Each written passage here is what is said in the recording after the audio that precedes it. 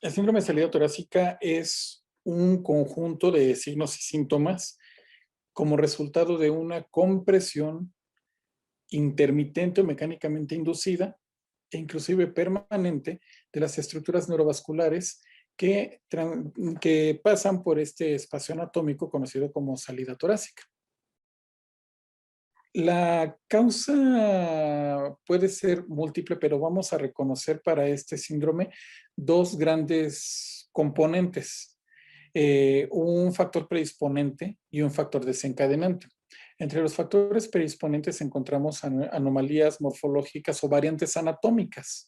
Entre ellas encontramos las megapófisis transversas, las costillas cervicales, bandas accesorias musculares interescalénicas o fibromusculares, como el escaleno minus, por ejemplo.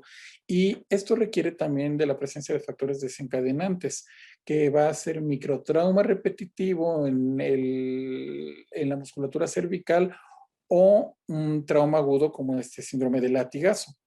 Bien, el tener una variante anatómica es un factor predisponente, no por tener una megapófisis transversa quiere decir que lo voy a tener, solo me predispone, pero requiero del factor desencadenante. Y hay personas que sin tener una causa previa, simplemente con el microtrauma repetitivo o el mecanismo del latigazo pueden desarrollar el síntoma.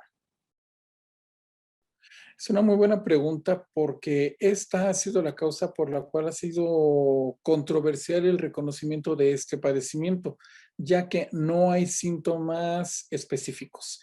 Estos son bastante vagos, van desde simplemente dolor, parestesias, sensación de pesadez, edema de la extremidad, pérdida de fuerza, y es por ello que se puede llegar a confundir con muchos otros diagnósticos antes de llegar al síndrome de salida torácica, como la discopatía cervical, por ejemplo, o atrapamientos de nervio periférico como el del túnel cubital o el síndrome del túnel del carpo.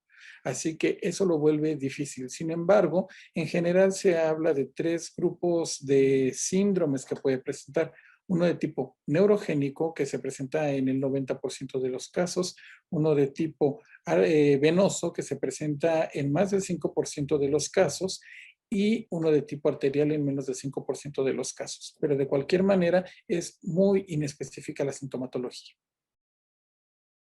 Para empezar, tenemos aquí tres componentes: el factor clínico, el factor electrofisiológico y el factor de imagenología clínica. Desde el punto de vista clínico, la sintomatología, pero ya vimos que esta es bastante vaga. Se han desarrollado algunas pruebas terapéuticas, como por ejemplo la infiltración de músculos escalenos y todo este tipo de cosas, pero no han dado los resultados más apropiados siempre. Después vienen las pruebas electrofisiológicas, como son los potenciales evocados somatosensoriales y la electromiografía, que aunque pueden dar información, no son precisos para decir es un síndrome de salida torácica. Y la imagenología se vale de las cuatro grandes modalidades, bueno, exceptuando la imagen molecular, se vale de los rayos X, buscando el esguince cervical o las variantes anatómicas, se vale del ultrasonido para el estudio directo de las raíces de los nervios y el plexo braquial, así como de la musculatura escalénica, utiliza la angiotomografía computada para la valoración de las estructuras osteomusculares de la cintura escapular y el compromiso vascular, así como la resonancia magnética para el estudio de la columna cervical y del plexo braquial en general. Así que es un conjunto. En lo que a mí compete, que es lo relacionado a imagenología, la mejor herramienta para el abordaje del síndrome de salida torácica es el ultrasonido de salida torácica más la angiotomografía computada de salida torácica.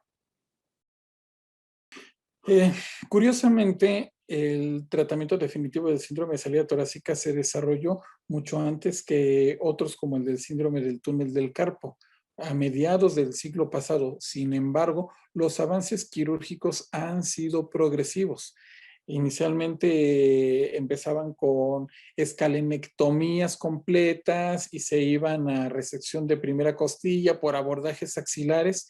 En la actualidad, Desde el punto de vista quirúrgico, pues evidentemente es la liberación de las estructuras neurovasculares en la salida torácica. Se pueden hacer escalenectomías parciales. En casos muy selectos se hacen osteotomías de la primera costilla, ya no tan cruento como se llegó a hacer en un principio. Sin embargo, el tratamiento no va a ser únicamente quirúrgico. Hay que tomar en cuenta que también que la terapia de rehabilitación antes de una cirugía puede ser, la terapia física, perdón, antes de una cirugía puede ser suficiente para manejar el síndrome, pero en algunas ocasiones no hay otro más que el quirúrgico.